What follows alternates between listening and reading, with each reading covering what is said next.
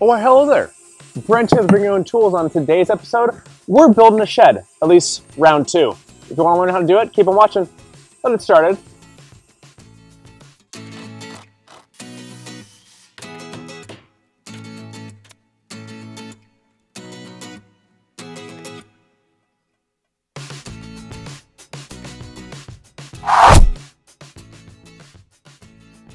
This is part 2 of this amazing shed build, so if you haven't checked out part 1 yet, I'll make sure and leave a link in the description. But just like part 1, there is plenty of information to get to, so let's get right into it. For the sheathing, we are using 4x8 plywood that is a 1/2 inch thick. For fasteners, we are using an 1.5 inch long exterior screw that provides plenty of strength and stability, as well as you don't have to worry about it corroding over time because it's for exterior use, even for pressure treated lumber. I always find it a bit easier to fasten all the studs, especially the middle studs, in place if I use a level and level out exactly where the center of those studs are. That way I can guarantee myself that I'm going to be hitting studs in the dead center, and we can all avoid those dreaded moments when you look inside and see, oh yeah, I missed a few. Keep in mind your fastener layout because it may change based upon where you live. Also note that your structure at this point may feel a little wobbly, and guess what? That's okay, because if you've never built framing before, yeah, it feels a little wobbly after you have just the framing on, but once you fasten your sheathing to this structure, it's going to be rock solid and will not be swaying back and forth as you just saw. As for cutting our sheathing material, a circular saw is obviously the easiest tool to use, especially when you're considering these large panels. I actually made myself a makeshift track saw using 2 pieces of plywood. One piece is 2 inches wide, the other piece is 8 inches wide, and that's all you need for a makeshift track saw. If you want me to make a fun little video on how I actually made it, let me know, because I can always add a link in the description of this video to a small TikTok.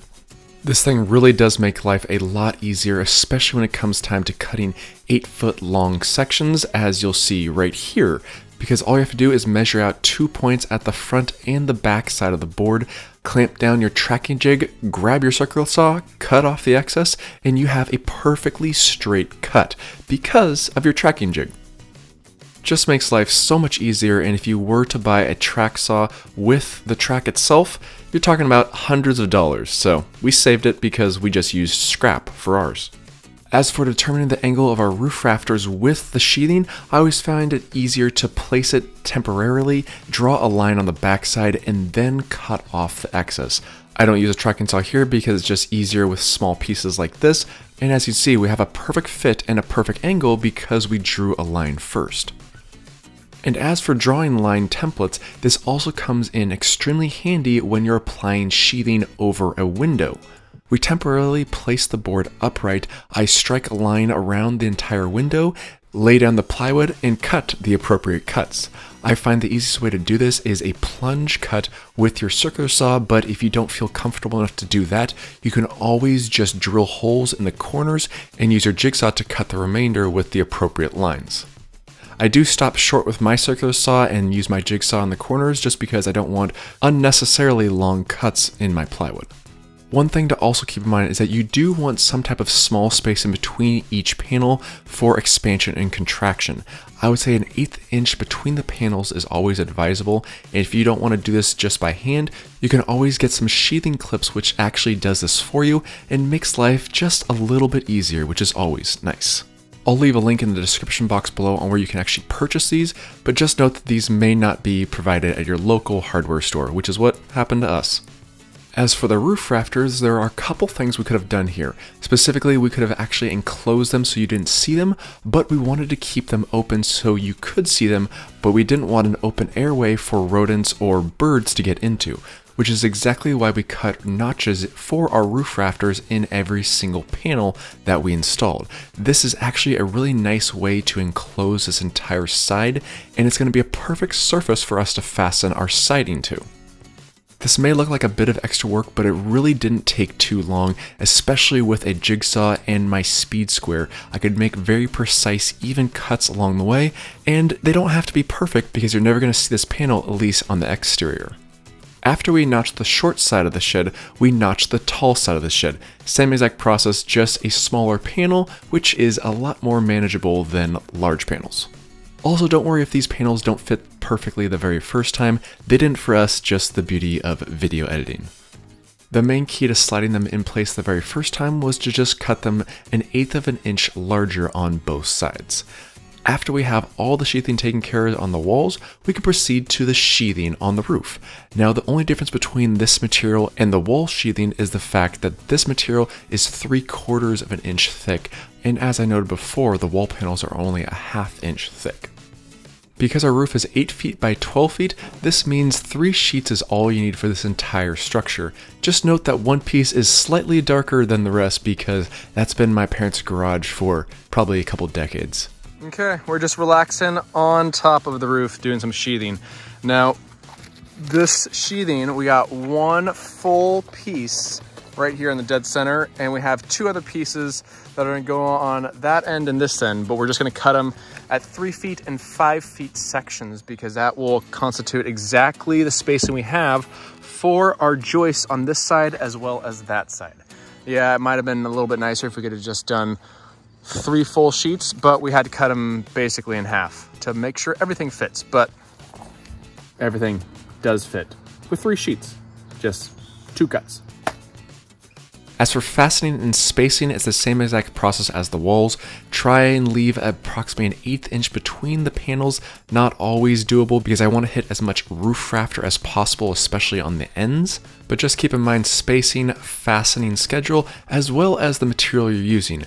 Because this is an exterior sheathing, you do want to check out local building code and see specifically if an exterior rated sheathing is appropriate in your area, specifically for a shed. Now that we have all of our sheathing fastened and in place, it's now time to waterproof this entire shed. And this is, in all honesty, one of the most important parts to this shed project because if we want this thing to last, we need to make sure and guarantee ourselves that no moisture is going to get to this plywood and then to our framing. We start off this waterproofing process with an appropriate drip edge. This drip edge is going to be around the entire perimeter of our plywood, and I notch out the corners appropriately so it can bend around each corner and stay flush against the plywood. That provides a really nice finished look, and there's a couple different ways of actually notching this out. I did it this way, but you can obviously do it any way you so desire. Just keep in mind that you don't want this to be a weak point in your system, and having the flashing fold onto itself really encapsulates that corner so there's no possible way of moisture intruding at that point, especially if you tape it off afterwards.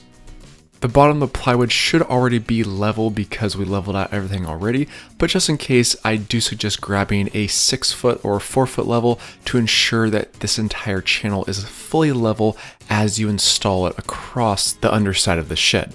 To properly fasten this flashing to the plywood, I'm using galvanized flathead nails in order to have a proper structural bond, as well as not having to worry about any type of corrosion over time.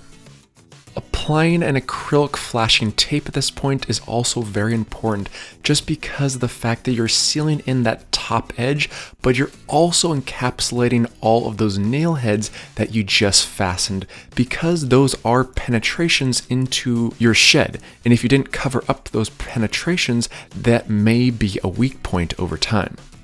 There's plenty of flashing tapes out there, but this specific one is called Gtape. I love this product because I've used it numerous times, as well as the fact that for some reason I just love saying Gtape, Gtape. Yeah, Gtape. The corners of a shed or even a house really seem like they take on the most damage over the years, and therefore I'm applying a heavier duty 6-inch membrane around all corners of the shed. This will just guarantee that we have less water intrusion potential in the future, and it solidifies those corners nicely and evenly with a heavy duty membrane, which is just comforting in my eyes. Keep in mind that when you do apply this to the surface, make sure you overlap on top of the Gtape as well as the metal flashing if you'd like. That way any moisture that hits this tape will then hit the Gtape or the flashing and roll off. In theory at least. Now that we have our corners taken care of, it's now time for our Tyvek house wrap.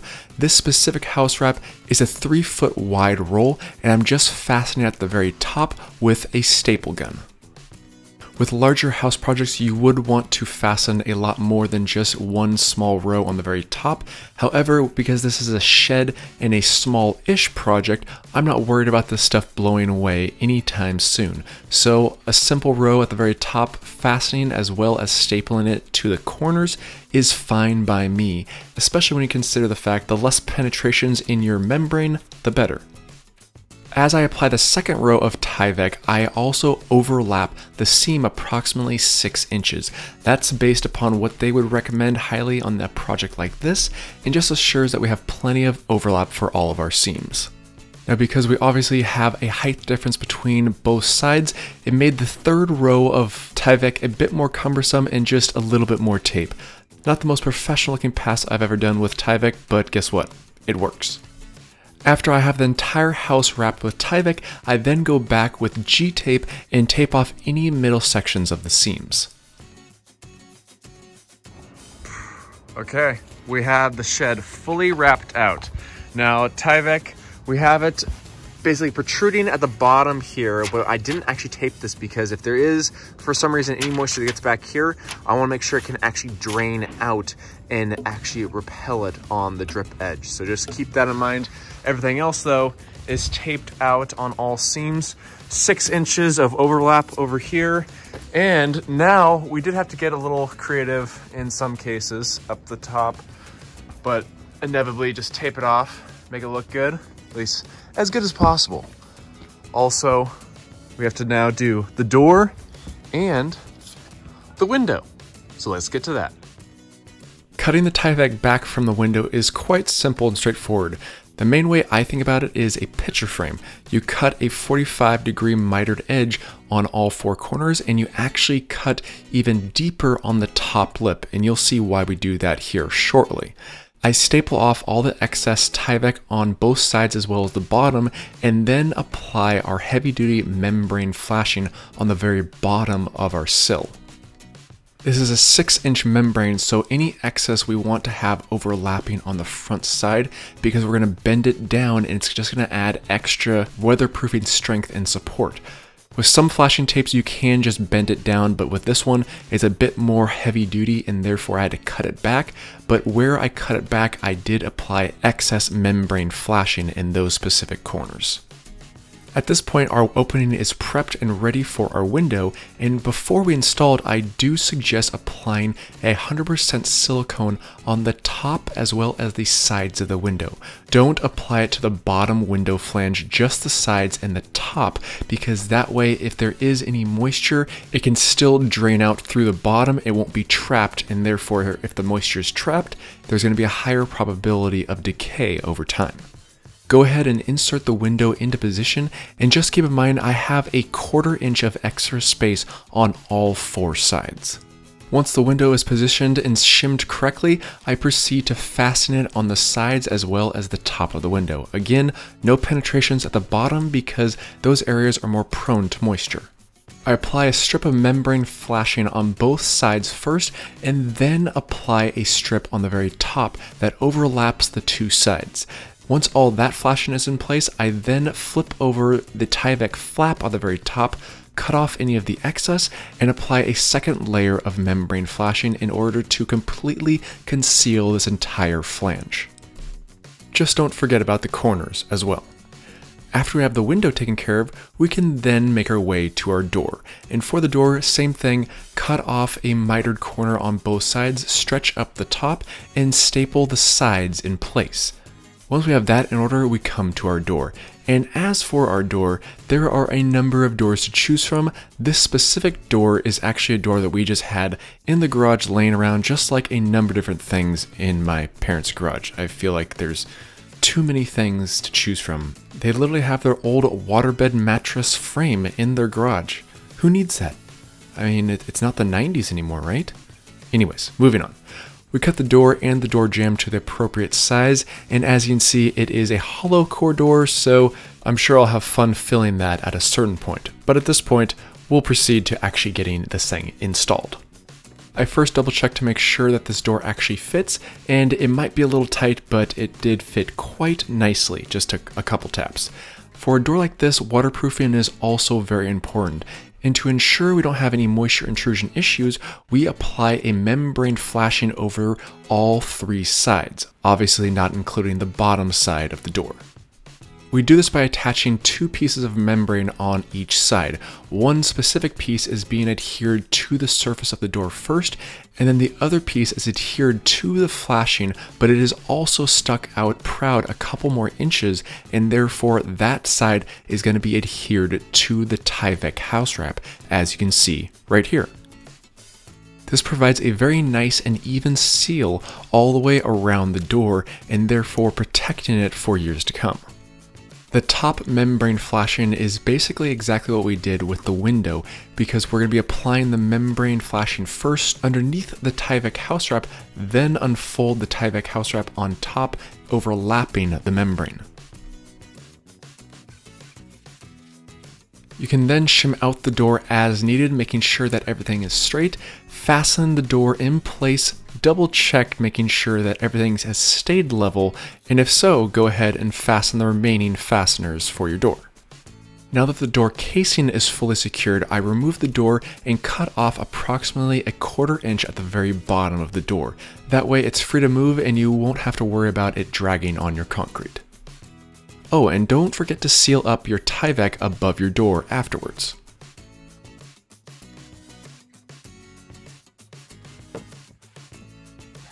We have our walls fully prepped up, ready for our siding.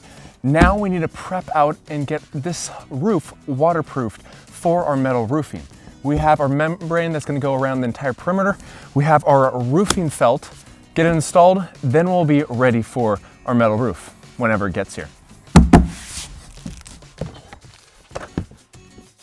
This is the same waterproof membrane that we use on the corners of our shed as well as the door and window.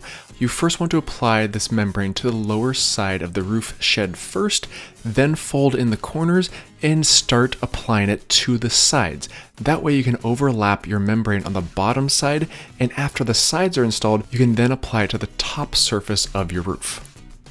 If you're wondering why we're overlapping this entire project the way we are, just keep in mind gravity is key with this respect. All rain/moisture is going downwards, so anything that hits the top of the surface, you want it to drain off of that onto your next flashing, If it's actually overlapping the opposite way, it potentially might have more prone to having that moisture be sucking into the house versus repelling away from the house. Keep that in mind because there is a reason for this overlapping madness. Now that our membrane corners are installed, we can now install our roofing felt. This is a 30-pound roofing felt, which is a heavy-duty roofing material, and it really does an amazing job at repelling any type of moisture away from our plywood. I'm using 3/4 inch long galvanized flathead nails because that way any type of nail that I'm penetrating into the plywood will not be seen from the underside. It's just not a good look when you're walking into a shed when you look up and see a bunch of nails coming out, even if it's a shed, because we want to build it the right way. I tack the roofing felt in place by nailing it on the sides as well as the very top strip of the felt. Once the first row is in, I then overlap it with a second row of felt. The overlap is approximately 4 inches, and the nice thing about the overlap is that you're covering up all of those penetrations that you just did on that top row. You obviously can't cover up the last row of fasteners, but that's where the membrane comes in, because once this final sheet of felt is in place, I then take small strips of our membrane flashing and cover up every single nail with that. That way we can ensure that there's very little likelihood of any moisture getting underneath this felt through our penetrations. Now I know waterproofing is not the most entertaining portion of any project, but it's so vitally important for the longevity of this shed. But luckily for us, this project is fully weatherized and we're done with part 2.